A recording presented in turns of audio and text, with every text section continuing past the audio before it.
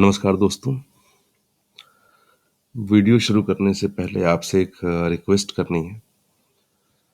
मैं आपसे ये नहीं कहूँगा कि अगर आप चैनल पे नए हैं तो वीडियोस को लाइक कर दीजिए या चैनल को आप लाइक कर दीजिए और चैनल को सब्सक्राइब कर लीजिए। बल्कि मैं आपसे ये कहना चाहूँगा कि मेरा चैनल बिल्कुल नया है, तो प्लीज़ चैनल को लाइक कर दीजिए और सब्सक्राइब कर लीजिए। दोस्तों, आज हम भारतीय संविधान के एक बहुत इम्पोर्टेंट हिस्से के बारे में बात करने जा रहे हैं, जिससे परीक्षाओं में अधिकतर प्रश्न पूछा जाता है। आज हम बात करने वाले हैं भारतीय संविधान की 12 अनुसूचियों के बारे में, 12 शेड्यूल्स के बारे में। हम एक सरसरी निगाह डालते हुए आगे बढ़ेंगे और जानते चलेंगे कि हर अनुसूची के अंदर क्या क्या लिखा गया है और परीक्षा में किस तरह के प्रश्न पूछे जाते हैं। दोस्तों, जब संविधान लिखा गया था तो संविधान के मूल रूप में 395 अनुच्छेद थे और 8 अनुसूचियां थी। बाद में अमेंडमेंट्स के थ्रू, संशोधन के थ्रू और अनुसूचियों को जोड़ा गया और वर्तमान में अनुसूचियों की संख्या कुल मिला के 12 है। शुरुआत में 8 थी, अब 4 और ऐड हो गई, 12 है। तो हम सिलसिलेवार तरीके से देखते चल रहे हैं कि हर एक अनुसूची में क्या क्या लिखा गया है और परीक्षा में क्या क्या प्रश्न पूछे जाते हैं। दोस्तों, भारतीय संविधान की जो पहली अनुसूची है उसमें भारतीय संघ के जितने भी राज्य हैं और संघ राज्य क्षेत्र हैं यानी यूनियन टेरिटरीज हैं, उनका उल्लेख मिलता है। ठीक है। वर्तमान में भारत में 28 राज्य हैं।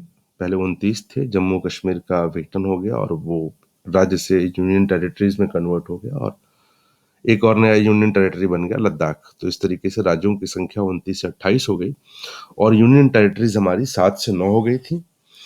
जनवरी 2019 में दादरा नगर हवेली और दमन और दीव को मर्ज करके एक ही यूनियन टेरिटरी बना दी गई। तो इस तरीके से उनकी संख्या घट के 8 हो गई। पहले 7 से 9 और फिर 2 मर्ज होकर के 1 बन गए। तो इस तरीके से यूनियन टेरिटरीज की जो टोटल संख्या है वो 8 हो गई।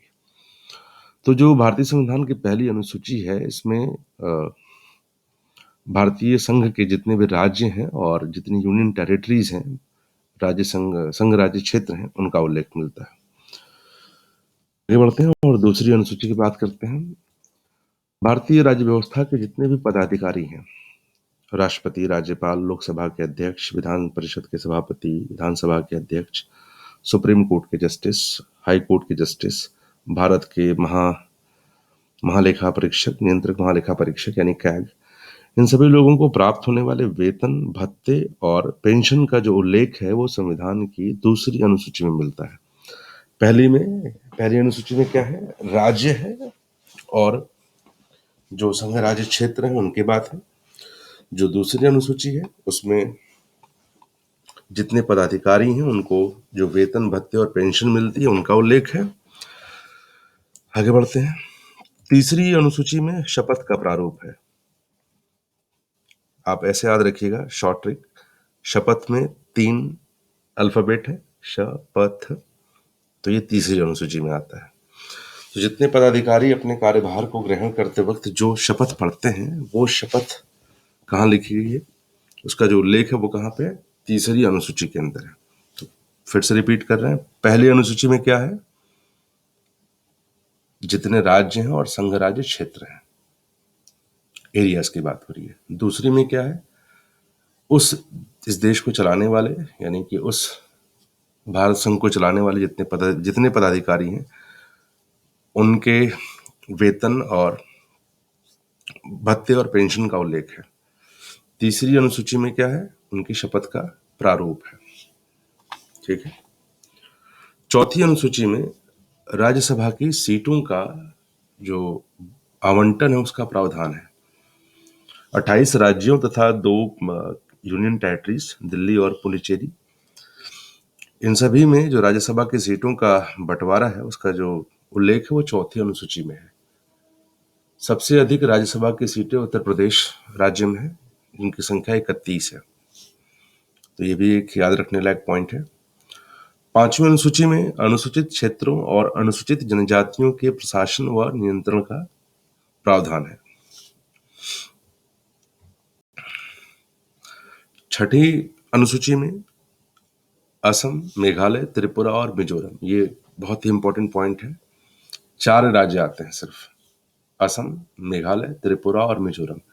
इन राज्यों में जितने जनजातीय क्षेत्रों का प्रशासन है उसके प्रावधान का उल्लेख दिया गया है छठी अनुसूची में। कौन कौन से राज्य हैं? असम, थोड़ा सा आगे बढ़ेंगे और नीचे की तरफ मेघालय, त्रिपुरा और नीचे, और मिजोरम उसके और नीचे बगल में।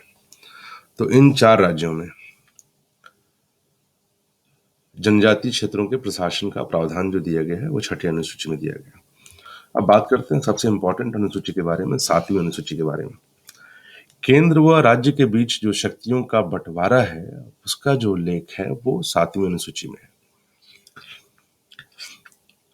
अलग अलग विषयों पे कानून बनाने के लिए अलग अलग सूचियां बना दी गई हैं।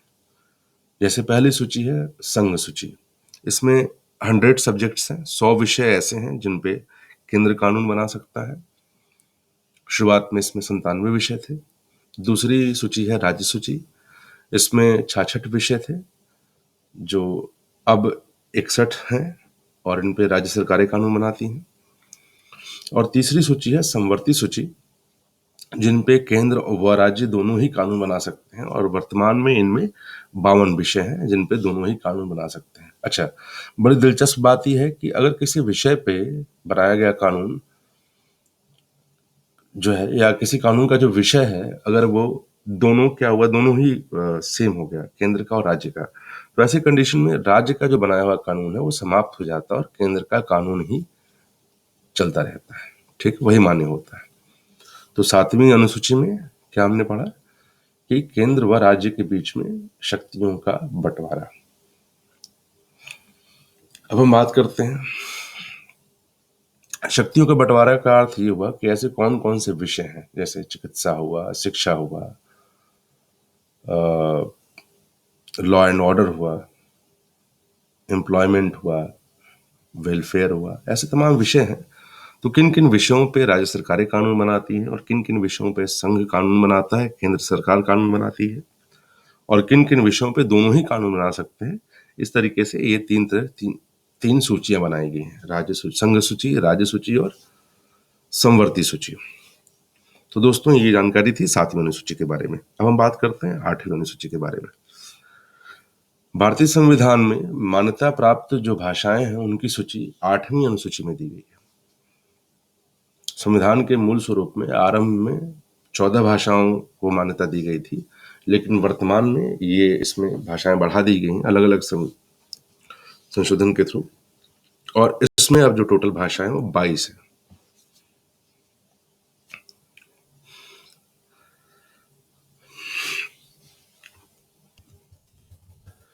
अब हम बात करते हैं 9वीं अनुसूची के बारे में।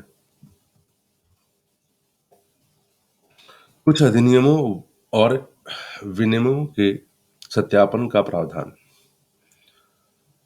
इसमें जो एक्ट्स होते हैं वो चैलेंज नहीं किए जाते हैं, न्यायालय में इनको चुनौती नहीं दी जा सकती, और इसमें बेसिकली जो संपत्ति अधिग्रहण का मामला है, जो लैंड एक्विजिशन के जो मामले होते हैं, इस तरह की विधियों का उल्लेख किया गया है। और इस अनुसूची में 284 अधिनियम है।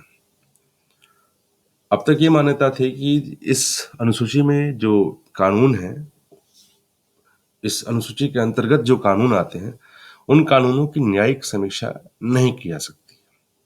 लेकिन 11 जनवरी 2007 को संविधान पीठ के एक निर्णय द्वारा स्थापित किया गया कि 9वीं अनुसूची में सम्मिलित किसी भी कानून पर सुप्रीम कोर्ट रिव्यू कर सकता है उस कंडीशन में जब वह कानून किसी भी मूल अधिकार का उल्लंघन करता है।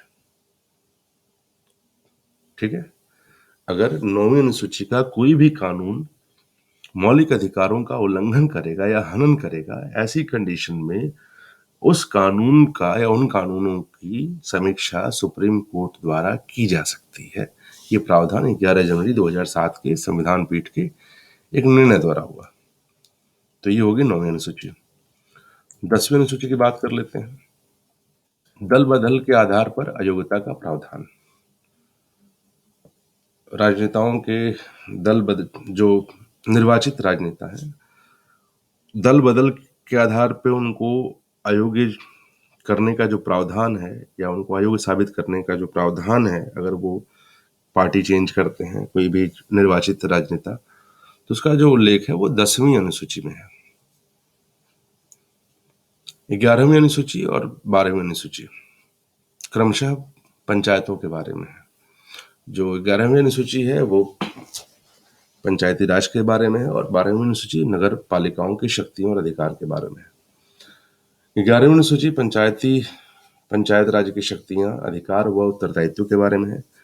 यह सूची संविधान में 73वें संविधान संशोधन अधिनियम 1992 के थ्रू 1993 में जोड़ी गई है। अधिनियम जो संसद के पटल पर रखा गया था संशोधन के लिए, वो 1992 में रखा गया था, लेकिन राष्ट्रपति द्वारा इसको एक्ट में कन्वर्ट करने के बाद और इसको प्रभावी होने में 1993 26 अप्रैल तक का टाइम लग गया था। तो इसको 1992 ही कहा जाता है, क्योंकि संविधान संशोधन की जो बात उठी थी वो 92 से ही उठी थी। 11वीं अनुसूची में जो विषय दिए गए हैं पंचायती राज संस्थाओं काम करने के लिए, वो 29 विषय हैं।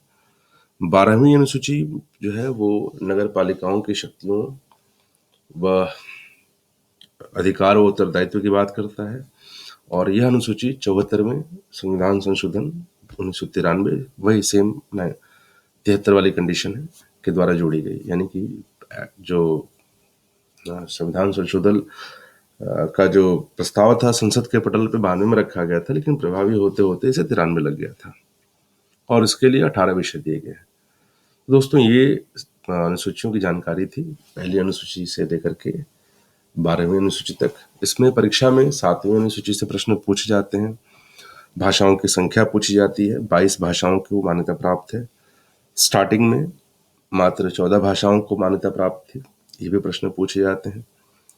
दल बदल के आधार पर अयोग्यता का जो प्रावधान है ये 10वीं में है। आप ऐसे याद रख सकते हैं, दल बदल 10वीं, 10 से 10वीं, 10 से दल बदल, ये शॉर्ट ट्रिक है याद करने की। 11वीं और 12वीं पंचायती राज और नगर पालिकाओं की शक्तियों के बारे में है, जिन्हें बाद में जोड़ा गया था। 7वीं अनुसूची में केंद्र और राज्य के बीच में शक्तियों का बंटवारा है। 6ठी अनुसूची में जो हमने आपको 4 राज्य बताए थे, वो राज्य थे असम, मेघालय, त्रिपुरा और मिजोरम। उनके क्षेत्रों पे या उनकी जो उन राज्यों की जो जनजातियां हैं, उनके प्रशासन और नियंत्रण का कानून है। पीछे बढ़ते हैं, 5वीं अनुसूची के बारे में बात करते हैं। तो 5वीं अनुसूची में अनुसूचित क्षेत्रों और अनुसूचित जनजातियों के प्रशासन और नियंत्रण का प्रावधान है। 4थी अनुसूची में राज्यसभा की सीटों के बंटवारे की बात है। सबसे अधिक राज्यसभा की सीटें उत्तर प्रदेश में 31 है, 31 है। जब हम तीसरी अनुसूची की बात करते हैं तो पदाधिकारियों द्वारा ली जाने वाली शपथ का जो उल्लेख है वो तीसरी अनुसूची में है। अच्छा, एक बहुत ही दिलचस्प बात ये भी है, अगर आप पदाधिकारियों का नाम देखेंगे यहाँ पे या पद देखेंगे तो ये पद यहाँ पे है: राष्ट्रपति, राज्यपाल, लोकसभा के अध्यक्ष, उपाध्यक्ष, राज्यसभा के सभापति, उपसभापति, विधानसभा के अध्यक्ष और उपाध्यक्ष, विधान परिषद के सभापति, उपसभापति, उच्चतम न्यायालय और उच्च न्यायालय के न्यायाधीशों और भारत के नियंत्रक महालेखा परीक्षक, ये अधिकारी इनको माना गया है। यहाँ मंत्री परिषद की बात नहीं हो रही है। और दूसरी अनुसूची में हम आते हैं। तीसरी अनुसूची में शपथ की बात है, दूसरी में इनके वेतन, भत्ते और पेंशन की बात है, और पहली अनुसूची जो है वो राज्य और संघ राज्य क्षेत्र के बारे में है, जिसमें हमने आपको बताया कि परीक्षा के दृष्टिकोण से क्या क्या इंपॉर्टेंट है। तो आशा करते हैं कि इसमें से आप कोई भी पॉइंट एग्जाम में नहीं भूलेंगे, और आपसे हम फिर एक ही बात कहेंगे कि चैनल नया है, आप नए नहीं हैं, तो प्लीज़ अगर आपको वीडियो ज़रा से भी पसंद आई हो तो चैनल को लाइक और वीडियो को लाइक और चैनल को सब्सक्राइब ज़रूर करें। हमारी कोशिश रहेगी कि आने वाले टाइम में भी हम आपको ऐसी वीडियोस दें जो आपके एग्ज़ाम पॉइंट से बहुत ज़्यादा इम्पोर्टेंट हो। धन्यवाद।